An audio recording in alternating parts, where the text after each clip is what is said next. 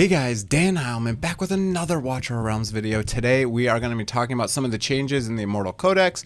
I actually quite like what they did with the Immortal Codex, the way it works for bosses and all that. So we're going to talk about that. I want to give you some quick strategy for each one of these teams, some different options. Obviously you can look at the leading teams, but I feel like we're just going to go through real quick and talk about each boss, see what I think of them, and what are some good teams there. So all right, before that, just want to talk about the summon banner real quick. I have chose to skip this banner. It feels kind of weird. It is the very first summoning banner that I have skipped. I already have Twin Fiend A2, so I don't need him. I think Admiral Claw is quite bad. I didn't test him a lot, but I just don't know where you would use him. AoE damage dealer that deals normal damage. Just kind of, you know, it is what it is. So he does kind of some fun things for arena, but then he also has kind of a high cost for a fighter in arena. So not a big fan of either of these. I'm going to save them. I do have 27, but we're going to save to the next one. I don't know what the next banner is going to be, but I will probably use them there. I never get the 10x heroes, but I know when I don't want a 10x hero that I always get them, and when I want a 10x, I don't get them. So I'm definitely going to skip that one.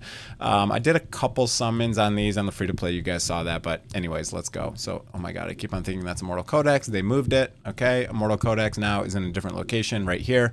Let's talk about the Redeem Shop. So, first things first, I've spent 1,000. We're at 7,000, okay?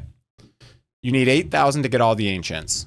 So I think you're going to be able to do it. If I go do some quick math here, if you go to ranking and you go to ranking rewards, if you get top 1%, let's say, or top, I guess we'll make it top 5%, you're going to get 3,000 plus, I have triple S, SS, S plus. I still got to work on these last two. I got my triple S here.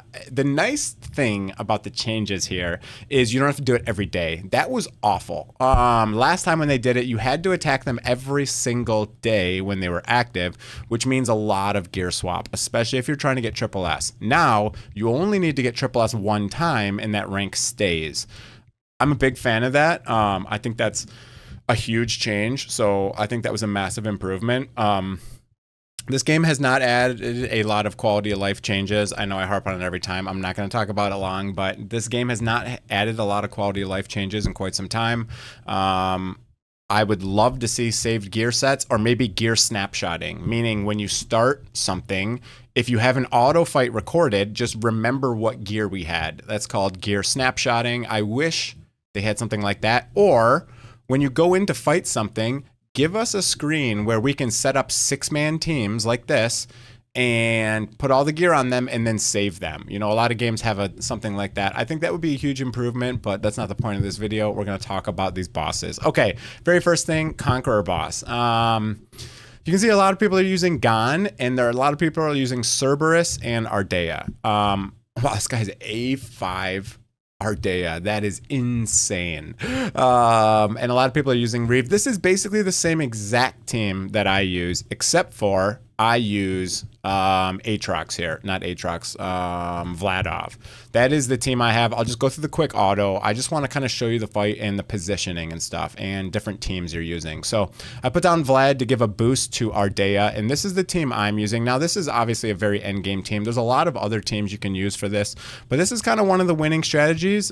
People will, instead of Vladov, which I'll place down in another couple seconds over here, this is kind of what you're doing. You know, you have Ardea over here. She's back one because if she takes any damage, she's dead, right? So if enemies get right here, they can still hit over the fence. So that's why she's one back, and that allows her to not take any damage. Over here, you have two people in front of Valkyrie. Thank you. That's her name. I forgot for a second there. So Valkyrie is plenty protected, plus she has the healing from Constance. Constance is really strong here. I've seen a bunch of other teams. Let me get out of here real quick. I've seen some other really good teams. I want to shout out some other teams real quick that also work well. If you don't have these heroes, obviously, if you have these heroes, you're probably going to use something like that. Yeah, we got to see because we didn't finish the run. Okay, let's shout out some other teams because I've seen some other pretty cool teams that people have used here. Some different Oh, I'm not going to be able to go back that far in the rankings, am I? Some people use Morrigan and Aatrox. I thought that was kind of a cool team. I did try this team, but I wasn't able to get triple S with it. Not a lot of people are going to have her. So Morrigan, just a different lord. I've seen people use Hars. I'm sorry, not Hars, Elder. They're using 2 lords here. Interesting team. Very interesting team. Let's see if we can find a little bit more free-to-play friendly team here. I'll be right back. Maybe not. Okay. All the top 100 are basically using the same exact team. I did see some teams that used some of the nightmare teams. Let me kind of just show, if I remember correctly, who it was. I've seen a lot of people use Abomination pretty successfully in here. So he is a pretty good asset to a team like this. I even saw people get some decent damage out of Wrath, which was pretty cool. And definitely seen some people use Aatrox here. Who else was pretty solid in here? I think that's pretty much it for some of the free-to-play friendly teams. Obviously, you're just looking for massive AoE damage. So depending on what heroes you got, that's what you're going to use, right? Oh my God, I keep going back in there trying to get back to the Immortal Codex. They just keep moving stuff around. Okay, let's go back. Now, second boss is interesting. I guess I should state, I have videos on all 3 of these bosses. So if you want more in-depth for any of these bosses, feel free to search my channel. I do have teams for all 3 of these. So yeah, basically what you want here is a lot of healing and some cleansing. So big cleansers are Eloin is a really good cleanser. Eunomia is really good as well. So that cleanse is going to be quite useful. Sadie's just really good for reducing the amount of damage you take, right? So that's just going to be very useful because this boss deals a lot of damage. Your main thing is going to be cleansing though. So Maidan is amazing. Maidan is a great cleanser. Eunomia, great cleanser. Eloin, great cleanser. Those are the big cleansers that you're going to be using here. There's a couple more if you want to check out my spreadsheet for which ones cleanse. I have that interactive gallery tool. It's always linked in the description if you are interested, but you can see what everyone's doing here. And a lot of people are building high HP. Obviously she's the HP scaling, so that's obvious that she's going to build HP, but you'll see a lot of people using HP and attack pieces like this, and that's just to keep them alive quite a long time, right? That's kind of your goal here. You can see still able to get 17k attack, Pharaoh here with 40k HP, pretty solid, and a decent little defense pool. So that's kind of the name of the game here, is basically cleansing and healing as much as you can. You can't really damage the boss, so don't try. But yeah, that's pretty much it. This boss is okay. It just does require you to rebuild healers. That's why I do think having a way to save gear sets would be quite nice, because you don't ever really want attack scaling damage dealer or healers in HP gear besides for this boss. So it'd be nice if you could just like save a bunch of gear sets for people to easily swap back, because I do find myself spending a lot of time swapping gear for this content. But again, they change it so you can do all of these one day, right? And then you don't have to worry about it anymore. So that is quite nice. I'm a big fan of that change. This team, you know, it just comes down to all healers. There's nothing really there's no like gimmicks you can use like you can with the Lord of the Styx. Not really many gimmicks on this one at all. So, okay, as far as free to play friendly, again, you're just going to use all your healers.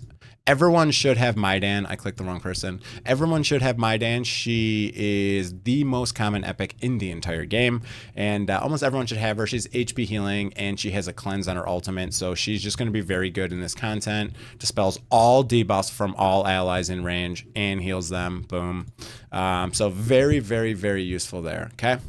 Lord of the Styx. Again, I have videos on all of these. Check out the channel if you want to see more in depth, but we're just going to give some tips here. This one is interesting. You either want a crazy amount of hits, or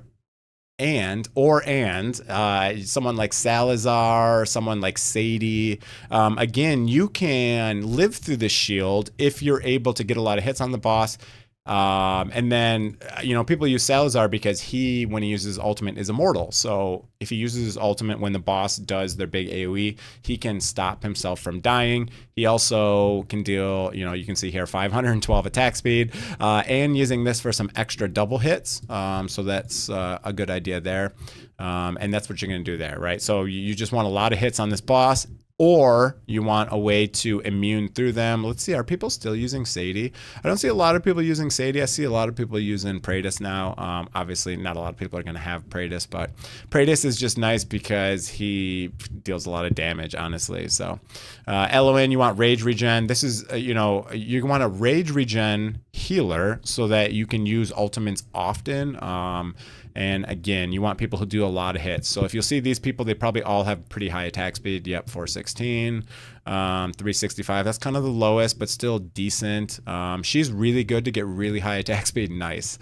Almost 700 attack speed. Very good. So this is really good, especially with this Soulborn Arcana, because she uses her ult automatically.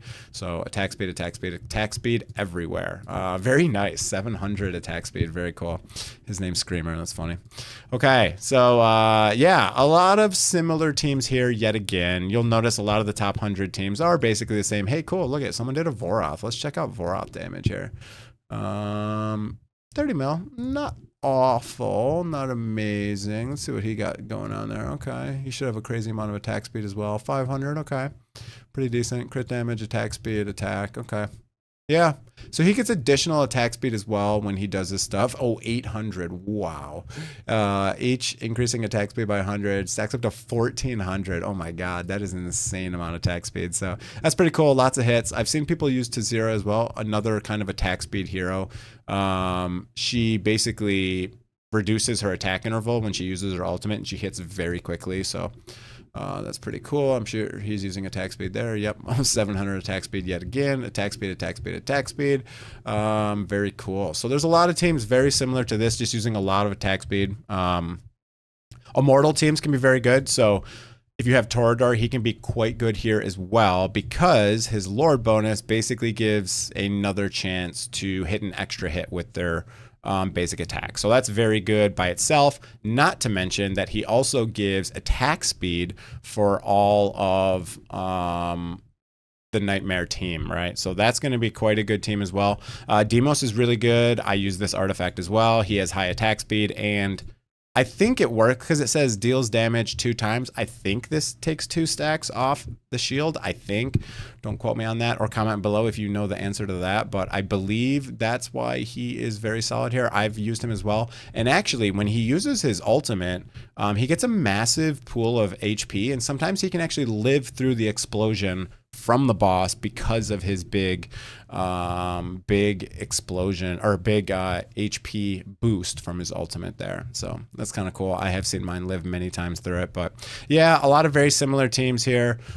She's immune to death during her ultimate, so you can use her, but of course she still blows up after the boss, so you'd have to play someone right after. But yeah, you have a lot of different strategies. Most of them deal with hitting a lot of hits. Otherwise, you can mitigate the boss using someone like Sadie. I don't see a lot of people using the Sadie teams anymore. I see a lot of these people kind of using the same teams. No Lord here, still got triple S. I'm gonna have to mess around with mine and try to finish these out today. What I have been doing is I have been putting these on my spreadsheet. So here's the gallery tool I was talking about. I do have a IC tab. I started populating it kind of with my best runs, what kind of gear I had, what kind of damage they dealt, and then I tried to put the placement as well, because the placement can be pretty handy. So I will try to update this sometime this weekend after I finish my teams, because I want to try to get triple S first on all of them, and then I'll post my strats in here, so you can check back in a while to see if this has been populated. But that's pretty much it of the video. I just want to talk about kind of the changes really in the shop. So TLDR, I'm a big fan of the changes, how they did it. I like that they're all open the same time, and you only need to get your scoring 1 time. I think that's a big improvement, because it takes a lot of time to change gear and tweak these teams, etc. They did state that these redeem shop tokens will stay. Okay, they specifically said in the patch notes. However, they took the 3,000 that I was saving from the last time after saying they weren't going to take them. Maybe they meant after the patch. These no longer go away. So I wasn't expecting that. I saved 3,000. See if they saved. They did not carry over. Now they say they carry over. So if you only want certain things, buy those and then wait. They will carry over.